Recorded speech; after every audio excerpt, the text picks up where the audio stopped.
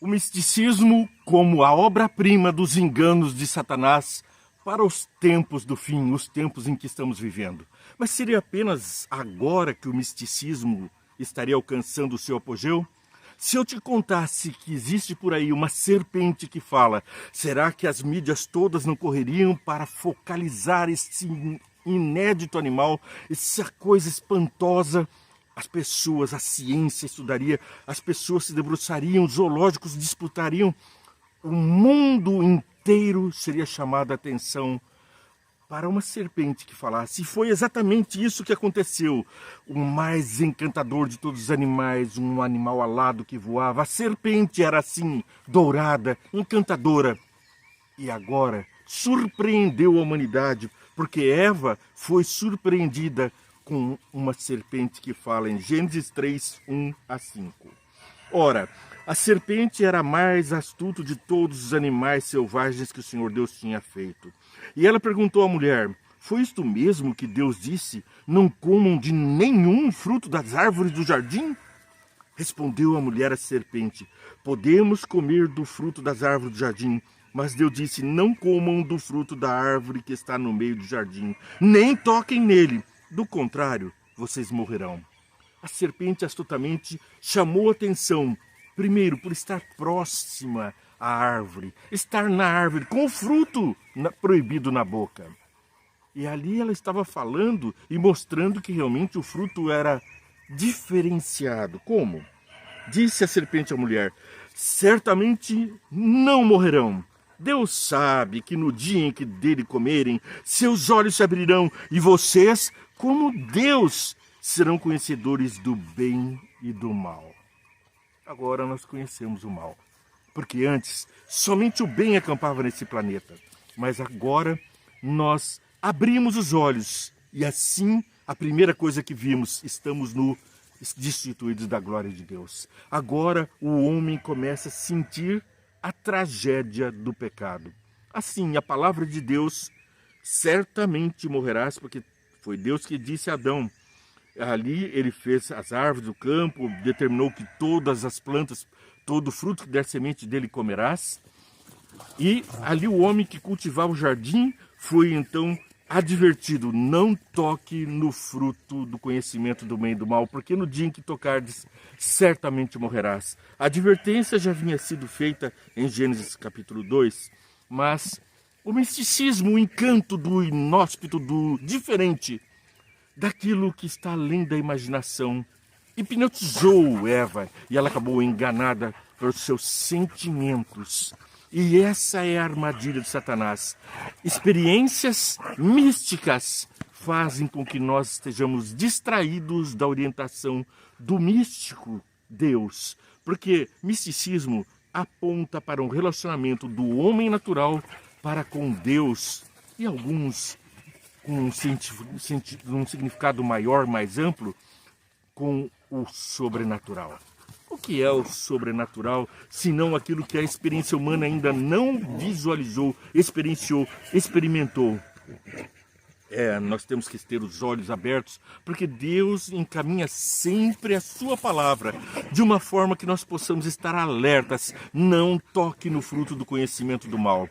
As advertências do conhecimento estão todos na palavra. Antes que Satanás imagine uma astúcia para capturar você, já vem ali a salvaguarda.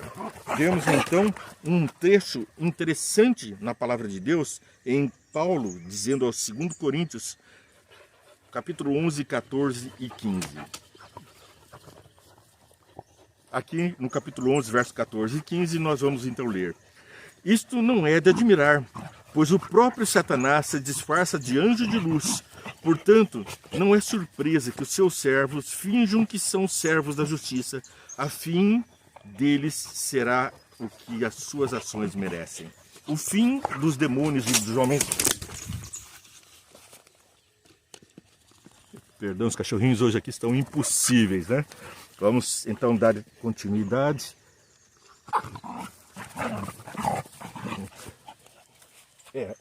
A festa dos cachorrinhos tá realmente difícil aqui a situação, viu, gente? Mas não se impressionem não, vamos adiante no nosso estudo, porque isso faz parte da estratégia, né? A distração. A distração faz com que homens, pessoas e seres acabem se distraindo daquilo que é a verdadeira mensagem.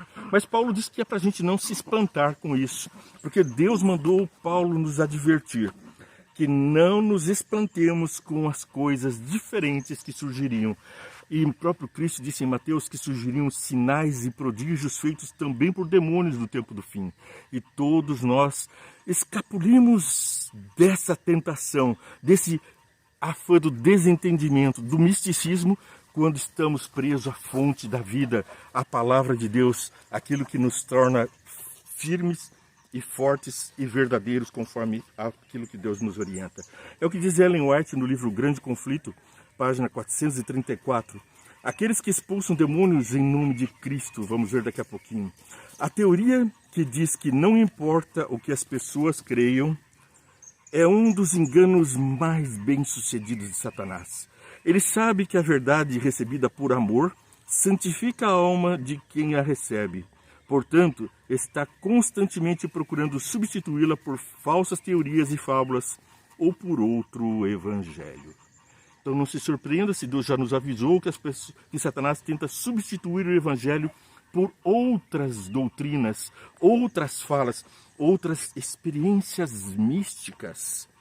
Bom, a Ellen White não foi a única. Mateus capítulo 7, 21 a 27, nós vemos o próprio Jesus que nos traz essas grandes advertências. 7, 21 a 27. Nem todo aquele que me diz Senhor, Senhor, entrará no reino dos céus, mas apenas aqueles que fazem a vontade do meu Pai que está nos céus. Muitos me dirão naquele dia, Senhor, Senhor, não profetizamos em teu nome não expulsamos demônios e não realizamos muitos milagres? Então eu lhe direi abertamente, claramente, nunca os conheci, afastem-se de mim, vós que praticais o mal, a injustiça, a perversão da verdade, aqueles que adulteram com o vinho da Babilônia, a prostituição das palavras de Deus, a proscrição dos mandamentos por homens que se dizem ser representantes de Deus.